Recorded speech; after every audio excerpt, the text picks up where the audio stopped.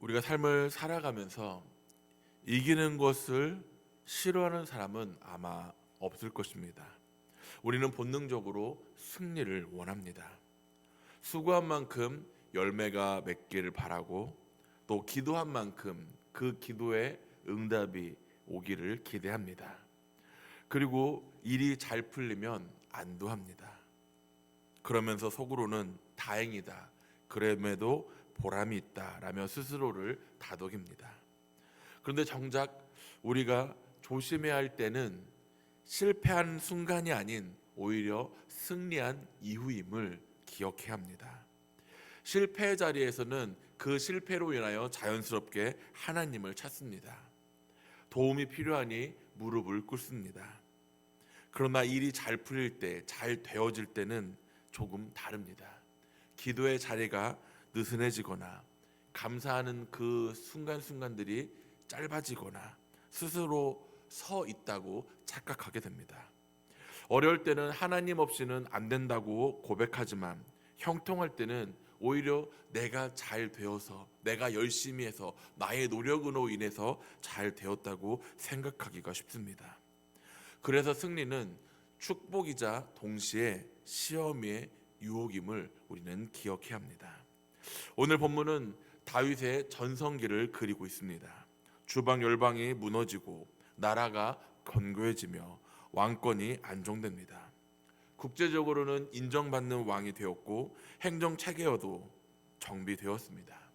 인간적인 면을 볼 때 어찌 보면 가장 빛나는 순간이 바로 이때가 아닐까 돌아봅니다. 그러나 성경은 다윗의 능력을 전면에 내세우지 않고 있습니다. 전쟁의 전력이나 군사의 규모를 강조하지도 않습니다. 8장에 보면 두 절에 반복되는 문장이 있는데 6절과 14절에 보면 어디로 가든지 여호와께서 이기게 하시니라 라고 말씀합니다. 이 한 문장은 단순한 설명이 아닌 다윗의 모든 승리를 해석하는 열쇠이기도 합니다. 겉으로는 다윗이 싸워 이긴 것처럼 보여지지만 성경은 그 승리의 주체가 하나님임을 분명히 밝히고 있는 것입니다. 다윗의 능력이 아닌 여호와의 도우심으로 인한 승리였음을 밝히고 있는 것입니다. 오늘 이 말씀은 우리에게도 동일하게 묻고 있습니다.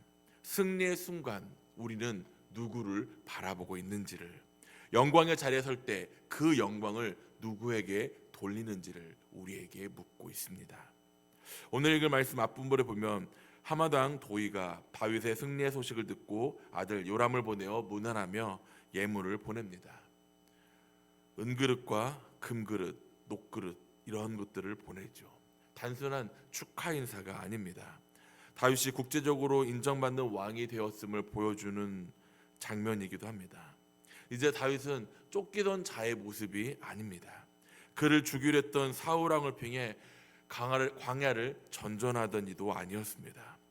열방이 인정하는 진정한 강한 왕이 바로 다윗 왕이었죠. 그런데 11절에 보면 아주 중요한 한 줄이 남겨 있습니다. 다윗 왕이 그것도 여호와께 드리되라고 말씀합니다. 다윗은 승리의 전리품을 자기 궁전의 장식품으로 삼지 않았습니다. 자기의 부를 확장하는 수단으로도 삼지 않았습니다. 자기의 이름을 더 높이는 도구로 사용하지 않았습니다. 오히려 여호와께 드렸음을 성경은 말씀하고 있습니다. 여기서 우리는 다윗의 중심을 한 번 더 엿볼 수 있습니다. 그는 전쟁에 이겼지만 마음은 늘 하나님 앞에 무릎 꿇고 있는 것이었습니다. 우리의 삶 가운데도 이런 전리품이 있습니다. 인정받는 자리, 사업이 잘 되어지는, 관계가 회복되어지는, 내가 섬기는 교회가 성장하는, 또 내가 기도하는 것들에 대한 응답의 열매가 맺히는, 그것을 우리는 어디에 두고 있으십니까? 겉으로는 하나님의 은혜다라고 고백하지만 속으로는 그래도 내가 애썼으니, 내가 이만큼 해왔으니 라고 생각하고 있지는 않으신가요? 말은 겸손하다고 이야기하고 있지만 내 마음은 스스로의 자리에서 우뚝 서 있으려 하지는 않으신가요? 다윗의 위대함은 전쟁의 능력과 실력이 아닌 승리 이후의 태도에서 나타남을 찾아볼 수 있습니다.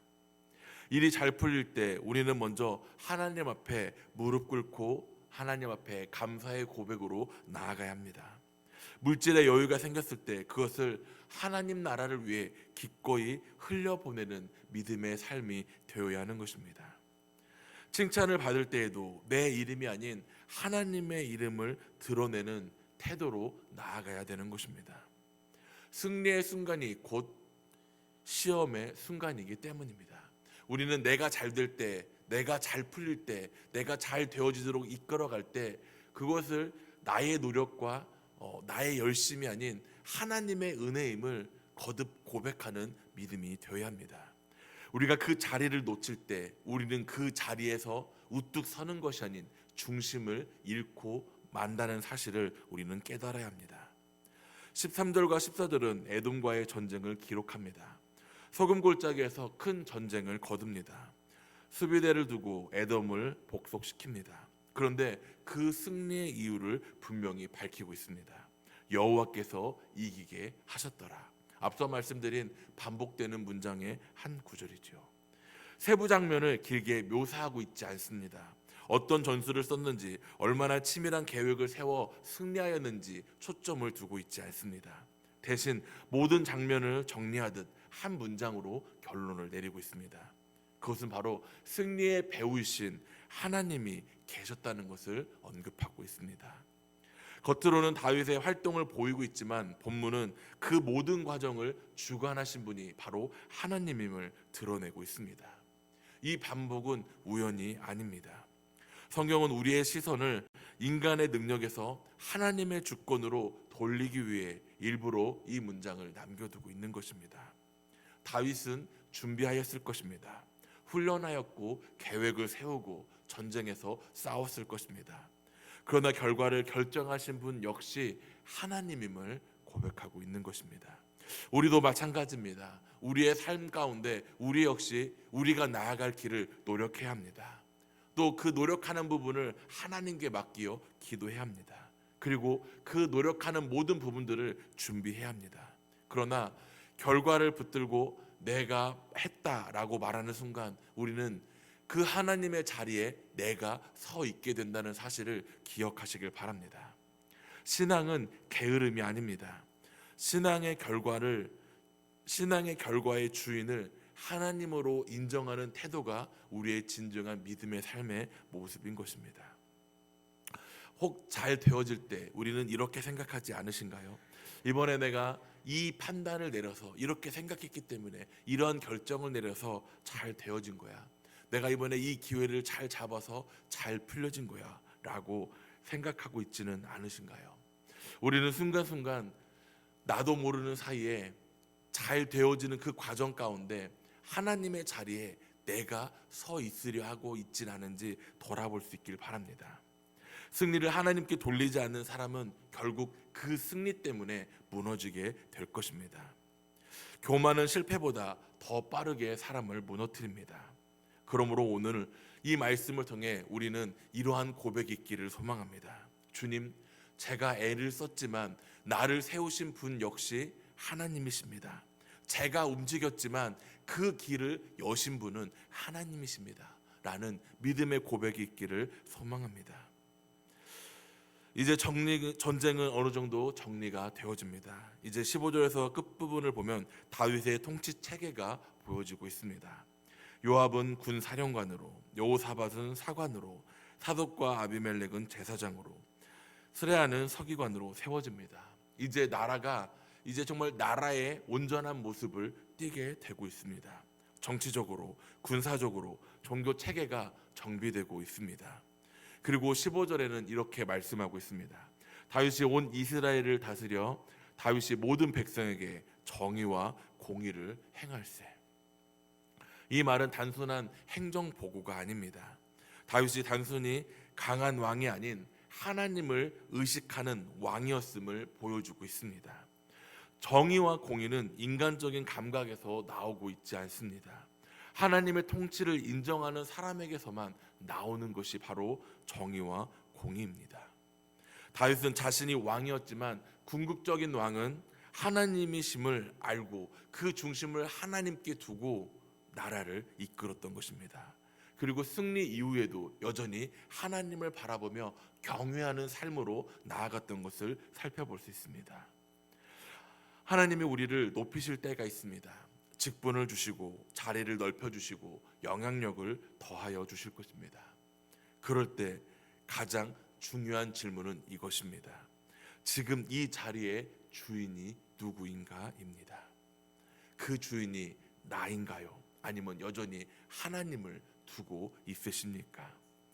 자리가 넓어질수록 우리는 더 낮아져야 됩니다. 영향력이 커질수록 우리는 더 겸손해져야 합니다.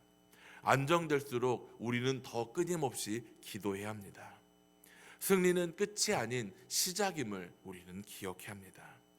그 자리에서 하나님을 계속 중심에 모셔두어야 진정한 승리의 삶으로 나아갈 수 있음을 기억하시길 바랍니다. 그 승리의 영광을 다윗은 자신에게 두고 있지 않고 하나님께 두고 있음을 오늘 성경은 우리에게 교훈하고 있습니다. 여호와께서 이기게 하시니라. 이 한 문장이 오늘 우리의 삶의 결론이 될 수 있기를 소망합니다. 가정의 평안도, 교회의 성장도, 일터의 형통도, 사역의 열매도 우리가 만들어가는 것이 아닌 하나님께서 허락하신 것임을 우리는 고백해야 됩니다. 그러므로 오늘 이 새벽 우리는 하나님 앞에 이러한 고백이 있기를 소망합니다. 주님, 나를 이끌어 주시옵소서. 주님의 은혜를 승리의 영광으로 고백하는 내가 될 수 있기를 소망합니다 라며 기도하는 내가 되기를 소망합니다.